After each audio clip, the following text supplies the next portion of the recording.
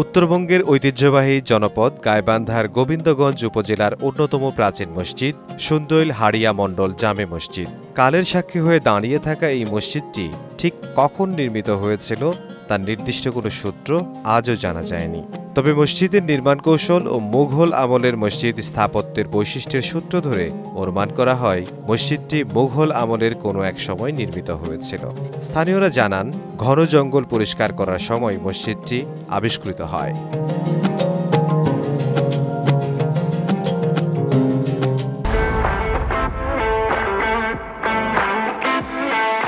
মসজিদের গঠনশৈলী একদম সাদামাটা।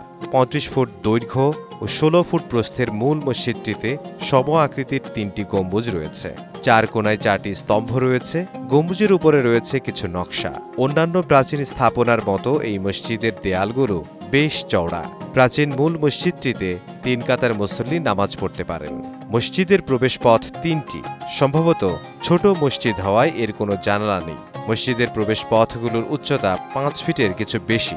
লম্বা মানুষদের নিচু হয়ে ঢুকতে হয় মসজিদটিতে। দর্শনার্থী ও মুসল্লি বৃদ্ধি পাওয়ায় সম্প্রতি মসজিদটির সামনের অংশ বর্ধিত ও দ্বিতল করে নামাজের স্থান বাড়ানো হয়েছে।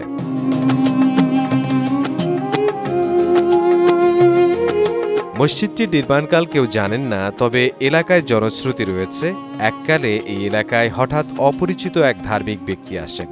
তিনি এলাকার সবাইকে একত্রিত করে ঘন জঙ্গল পরিষ্কার করেন এবং এরপর মসজিদটি আবিষ্কার করেন এবং কিছুদিন পর আবার তিনি হারিয়ে যান।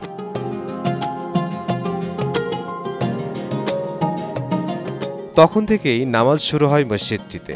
এখন দেশের বিভিন্ন এলাকা থেকে মনোবাসনা পূরণের নিয়তে এখানে আসেন বিভিন্ন ধর্মের মানুষ।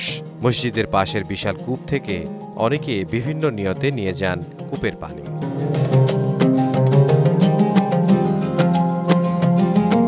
একসময় ভুতুড়ে পরিবেশ থাকলেও এখন মসজিদটি বর্ধিত করায় বেড়েছে মুসল্লির সংখ্যা। প্রতিদিন দেশের বিভিন্ন এলাকা থেকে মসজিদটি দেখতে আসেন অনেকে বলেন, প্রাচীন ঐতিহ্যবাহী মসজিদটির রয়েছে বিভিন্ন অলৌকিক ক্ষমতা।